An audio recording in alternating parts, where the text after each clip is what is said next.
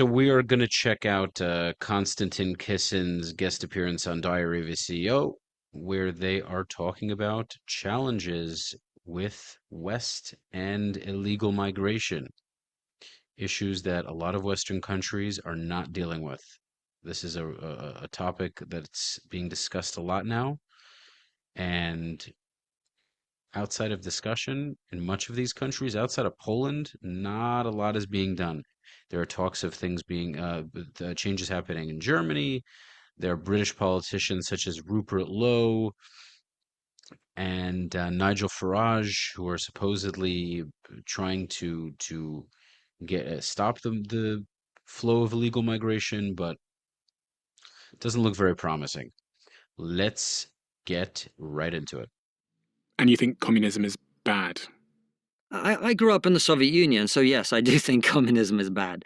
Ideologically, it might sound great to people, and I understand why. Equality to all men, everyone being, equal in every way, it's wonderful. It just doesn't, it's not compatible with human nature for all sorts of reasons. The most obvious one is, the basic 80-20 rule, 80-20 rule of things. Most people are not aware of it, but what communism tries to do is to take from the disproportionately productive 20% and spread it out across everybody else. The problem is that disincentivizes the 20% from doing anything. And so you end up with a communist system like the one we had in the Soviet Union, where no one really has any incentive to produce, to create, to innovate. And so you get a very stagnant economy. And on top of that, then you have central planning where the government is trying to decide what to do. They're not getting market signals about what's the right or wrong thing to do. And you end up in a place where the economy is just screwed. So you get equality, but everyone's just equally poor. Steve, what do you think in terms of what Konstantin said to me? What he said, that he thinks there's civil unrest potentially. Well, civil unrest is absolutely guaranteed. All I can see is civil unrest ahead of us, because it isn't just communism in that sense, the Russian Soviet version that you experienced that's failed. It's also capitalism. And capitalism has failed us. I think capitalism is going to fail, and guess who I blame for it? Who? Economists. You're an economist. Neoclassical mainstream economists have a fantasy vision of capitalism, and that fantasy vision has led them to trivialize what's happening with global warming. And most people simply aren't aware of that they've done this. So nobody is worrying about global warming because they think it's something, not nobody, but the political authorities are not putting any effort into global warming because they read The Economists, and The Economists tell them that by 2100, if temperatures rise by 3 degrees, there'll be a tiny fall in GDP, so why worry about it? In fact, we're starting to see the beginning of it this year with the crazy El Nino coming our way, the crazy weather we're living through in England right now. And the system is going to collapse because the productive system won't be able to cope with the change in the climate. So that's what I see as the main source of conflict. I think everything else we're seeing is trivial compared to what that's going to do. What about, so Konstantin talked about these crossings in Ceuta in Spain. Yeah. And he was alluding to the fact that this needs to be addressed, or this polarization, which is having lots of downstream consequences, isn't going to change. What is your perspective on again, there's so much of a fog of misinformation around these days that it's very hard to know whether what you hear is accurate. But the proposition I've been told is that Morocco has close relations with Israel, and the Zionists wanted this as a way of destabilizing Spain, which is about the only country in Europe that is attacking the Zionist state. And so this was a political setup. Well, hold on a second, but Spain has the ability to enforce its own border. Well, of course it does. But the fact that this actually happened is arguable, is being argued, and I don't know whether it's right or not. I'm given up on trying to say whether something is AI or not these days. Yeah. But the argument has been that because the Spanish government came out and was critical of Israel, critical of Zionism, then this was a setup by the Israelis through Morocco to disturb Spain. But hold on, what I'm making a different point, Steve, which is if my 4-year-old wants sweets at 11 o'clock at night, that's true, but I am the idiot who gives it to him, and he then stays up all night. And European countries refuse to enforce their borders. Whatever you think Israel is doing, by the way, I've seen literally zero evidence to support this theory, but let's say it's true just for the sake of argument. It's ultimately up to Spain, it's up to Italy, it's up to Britain, it's up to other European countries to enforce the border. That is something that we are capable of doing. And it's not like this incident in Ceuta is the only time this has happened. 3 million people, slightly under, but around 3 million people have crossed the Mediterranean on boats in the last 10 years. Yeah, and of course, and that's not Israel doing it. That's us allowing it to happen. but also That's just a us fact, doing. right? This is a fantastic point. Konstantin is awesome. Everyone loves to blame the Jews for things that they have control over. Oh, the Jews are putting bad ingredients in the food in the United States. They're behind the food industry, the goy slop, because of them, we're all stupid and unhealthy. As if you have no free will to choose what you put in your mouths.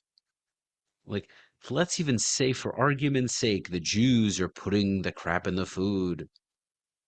You think like we don't eat, because they're under this notion that all Jews eat kosher. We all have our own separate diet, and we will never touch food that the non-Jews eat. Ridiculous. Ridiculous. Like the majority of Jews in the U.S. don't keep, if they keep, maybe they keep quasi-kosher, half kosher. Many don't keep kosher whatsoever. They're eating the same goy slop as everybody else. Like it's insane. And then he's alluding to the idea that the only reason the 60, 70,000 Moroccans came into Ceuta or Quetta, whatever the heck it's called, is because Israel pushed it. Konstantin's 100% right. If Spain had a stricter policy and literally was willing to shoot people trying to get in, it doesn't matter what Israel was attempting to do. They wouldn't get in. And that's exactly what he's saying, and it's just a fact. It's a simple fact. If the Libyan slave markets exist because we came, we saw, he died. To quote Hillary Clinton on that I completely agree with the you. extent to which the West has destabilized the regions from which the migrants are coming has to be acknowledged. If you don't acknowledge it, then you're blaming the people who are the sandwich between two political blocs. But I did acknowledge it. I completely understand, and I've been against a lot of the foreign interventions that the West has engaged in.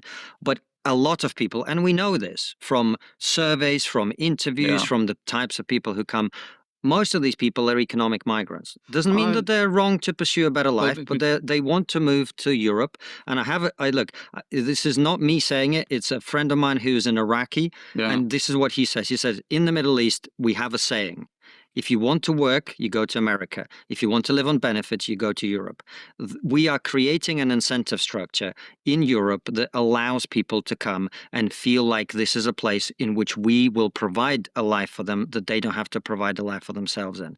That incentives. I mean, you're an economist, although an economist, an anti-economist. So you remember that idea? But I doubt we disagree about the importance of incentives in life. Incentives, but also incentives to push people out of where they are rather than to reconstruct where they are and make it more livable. I'm all for that. I mean, the one country we're not seeing a lot of economic migrants from is China. Now, you say what?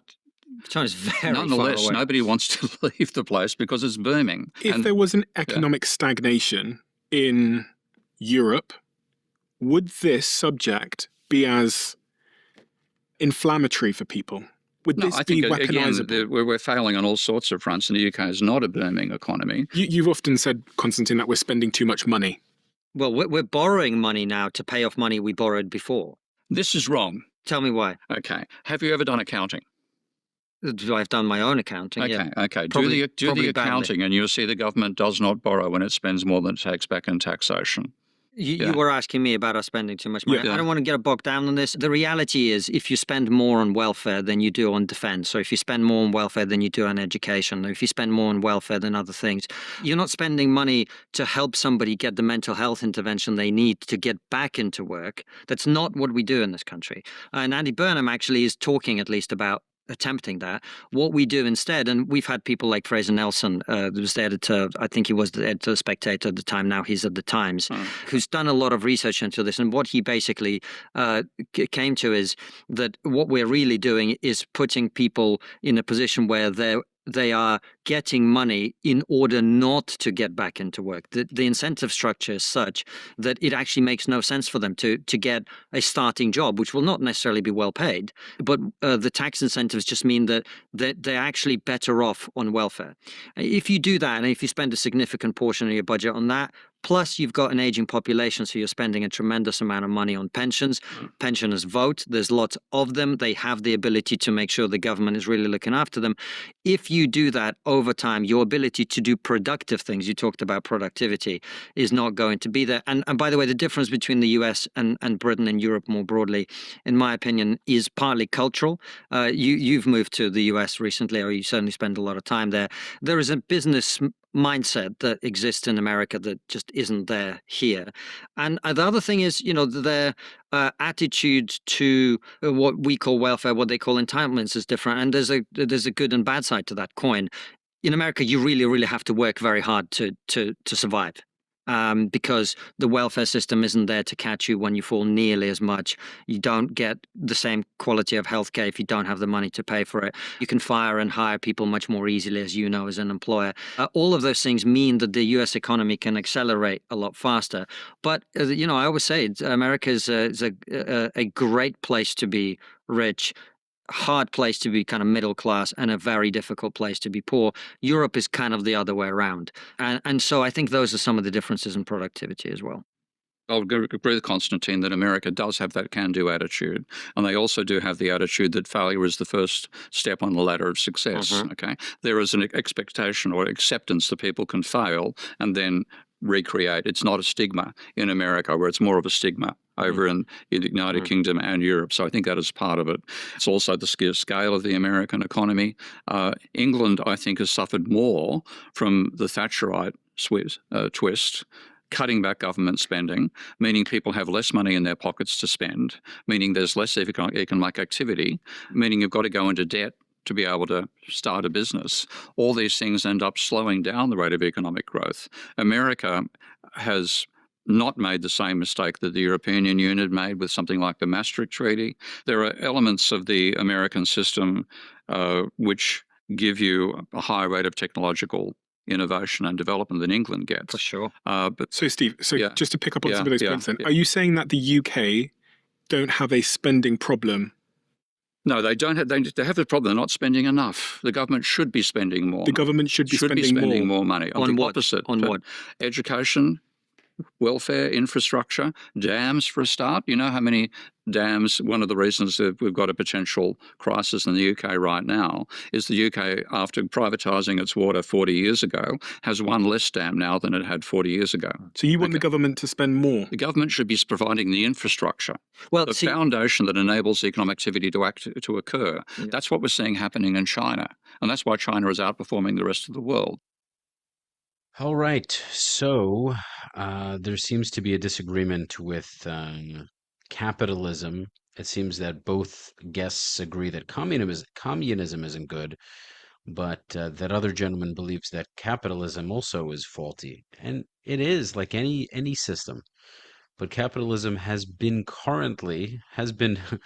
from the beginning of time until now, the best system to give a chance for economic growth and its people the best opportunities. Humans are not perfect beings, and there is always going to be hierarchy and the struggle for power. You cannot have a world in which everyone has equal opportunity and everyone has just as much as everybody else. But the United States of America is the closest thing to that.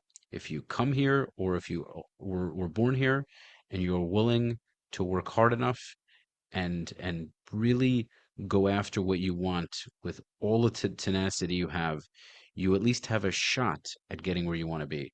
In many other countries in the world, no matter what you do, you likely will not get the things that you want because the country does not have these options available to you. It does not have the infrastructure to provide the things that you want, and so or the systems.